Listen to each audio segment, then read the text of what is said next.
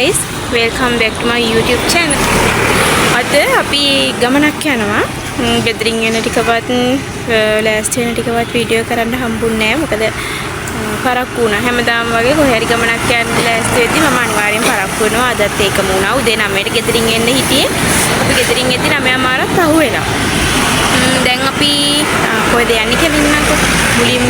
මුලින්ම නෙවෙයි අද අපි යන්නේ බෙල්ලන්විල පන්සල. මම සෑහෙන කාලෙක ඉඳන් යන්න ආසාවෙන් හිටපු තැනක් තමයි බෙල්ලන්විල පන්සල කියන්නේ. ඉතින් අද අපි බෙල්ලන්විල පන්සල් යනවා. අපි දැන් නම් ඉන්නේ හංවැල්ලේ. අපිට කරගන්න වැඩ වගේක් තිබ්බ හංවැල්ලෙන් ඒ වැඩ ටිකත් ඉවර කරගත්තා. දැන් අපි උදෑසන ආහාර වේල සඳහා නතර වෙලා ඉන්නේ.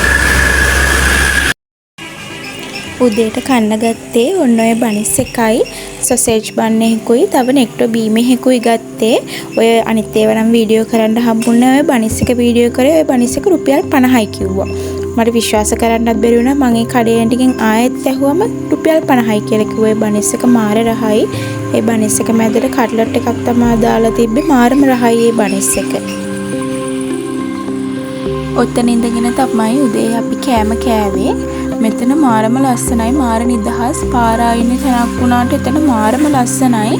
එහා පැත්තෙන් කැලණි ගඟ සෝලෝ ඩේට් එකක් වගේ එන්නේ එතන මරු.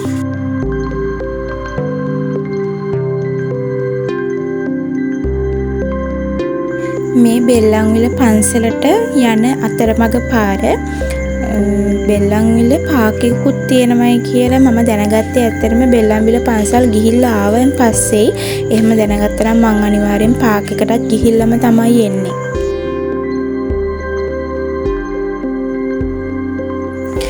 හැමදාම කියනවා වගේ මගේ channel එක subscribe කරපු, මගේ videos බලන, like කරන, comment කරන ඔයාලා හැමෝටම thank you. මගේ වීඩියෝ එක බලන අලුත් කෙනෙක් නම් ඔය අනිවාර්යෙන් මගේ channel එක subscribe කරන්න.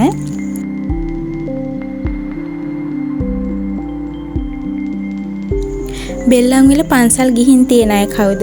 මට කමෙන්ට් එකක් දාන්න. බෙල්ලන්විල පන්සල් ගියපු කෙනෙක් හරි එහෙම නැත්නම් යන්න ආසාවෙන් ඉන්න කෙනෙක් හරි කමෙන්ට් එකක් දාන්න බලන්න.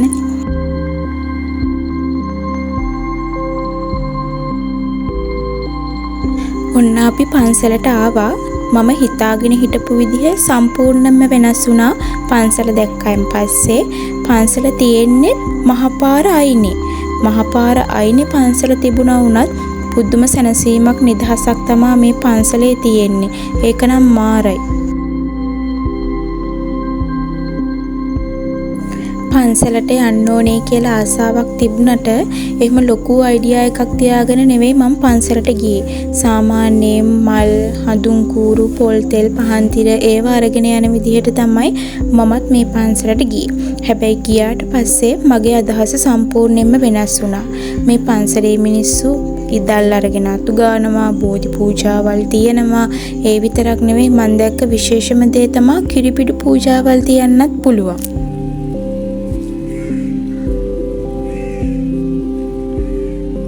ඉතින් මම හිතාගත්ත දෙයක් තමයි මම ආයෙත් පාරක් මේ පන්සලට එනවා.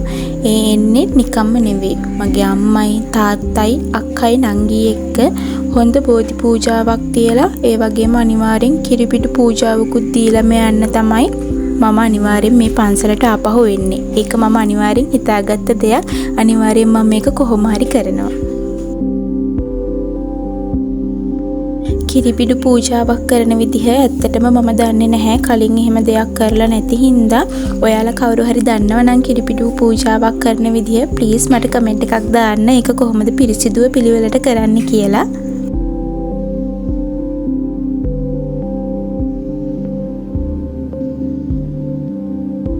මම දන්නේ මේක මට විතරක් තියෙන ප්‍රශ්නයක්ද කියන්න. ඔයාලටත් එහෙමද කියලා කමෙන්ට් එකක් දාන්නකෝ. මම කැමති නැහැ අපේ ගේ ළඟ පන්සලට යන්න. අපේ ගෙදර ඉඳන් අඩි 10ක් දුරින් තමයි අපේ ගමේ පන්සල තියෙන්නේ.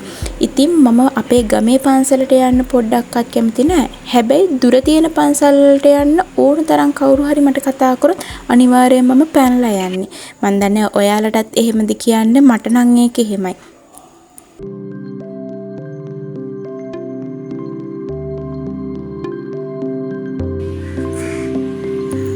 මම අහලා තියෙනවා බෙල්ලන්විල පන්සල අනුහස් තියෙන පන්සලක් කියලා.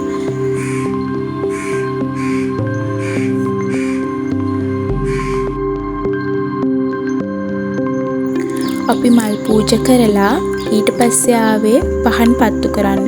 පහන් පත්තු කරලා හඳුන් කූරු පත්තු කරලා අපි ගිහිල්ලා චුට්ටක් වාඩි වෙලා හිටියා.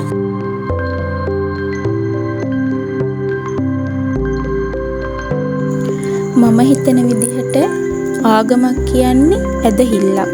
එහෙමත් නැත්නම් විශ්වාසයක් මත පදනම් වෙච්ච දෙයක්. පන්සලක් වෙන්න පුළුවන්, පල්ලියක් වෙන්න පුළුවන්, කෝවිලක්, එහෙමත් නැත්නම් මුස්ලිම් පල්ලියක් වෙන්න පුළුවන්. මේ හැම තැනකින්ම අපි බලාපොරොත්තු වෙන්නේ අපේ ආධ්‍යාත්මික ජීවිතය සුවපත් කරගන්න එක. ඉතින් ඔයා පින්පව් කියන දේ ගැන විශ්වාස කරනවද? ඔයා කර්මය කියන එක විශ්වාස කරනවද? අපි අපේ ලෞකික ජීවිතයේ සැපවත් කරගන්නවා වගේම අපි අපේ ආධ්‍යාත්මික ජීවිතයත් සැපවත් කරගන්න ඕනේ. මොකද අපි විශ්වාස කරනවානේ මරණින් මතු අපිට ජීවිතයක් තියෙනවයි කියලා. ඉතින් මරණින් මතු ජීවිතයට යන්න අපි මේ ආත්මේ කරපු පින්පව් දෙක බලපානවා කියන එක මම විශ්වාස කරනවා. ඉතින් හොඳ දේ විතරක්ම කරන්න. යහපත් දේවල් කරන්න. අනිත් මිනිස්සුන්ට වෛර කරන්න එපා. ඒ මිනිස්සුන්ව හෙලා දකින්නත් එපා. මේ ලෝකේ ඉන්න හැම මිනිස්සෙක්ම එක වගේ නෑ. මිනිස්සු එක එක විදිහයි. ඉතින් ඒ එක එක මිනිස්සුන්ගේ එක එක මතවලට ගරු කරන්නත් අපි පුරුදු වෙන්න ඕනේ. මේ තියෙන්නේ අපි දවල් කෑමට නතර කරපු කඩේ. මට මේ කඩේ නම මතක නැහැ. මේ පාර මට මතකත් නැහැ. මොකද අපි ගියේ සැප්තැම්බර් මාසයේ. දැන් මම මේ වොයිස් එක කරන්නේ ඊටත් මාසයකට පස්සේ. ඉතින් ඒ හින්දා ඇත්තටම මට මතක නැහැ. නම මතකත් නැහැ. මේ රූට් එක මතකත් නැහැ. අපි ගත්තේ චිකන් රයිස් දෙකක්. පළවෙනි කට ෂාවාව් මාර රසයි කියලා හිතුවට අනේ ඇත්තට මේ රයිස් එක නම් චුට්ටක්වත් රස නැහැ.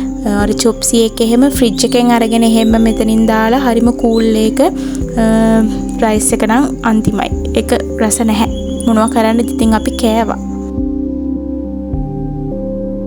ඉතින් මගේ vlog එක මෙතනින් ඉවරයි. මගේ වීඩියෝ එක අන්තිම වෙනකම් බලන ඔයාලා හැමෝටම thank you. ඒ වගේම මගේ වීඩියෝ එකට like කරන්න, comment කරන්න, මව subscribe කරන්න අමතක කරන්නත් එපා. අලුත් වීඩියෝ එකකින් ඉක්මනටම හම්බ වෙනකම් පරිස්සමින් ඉන්න.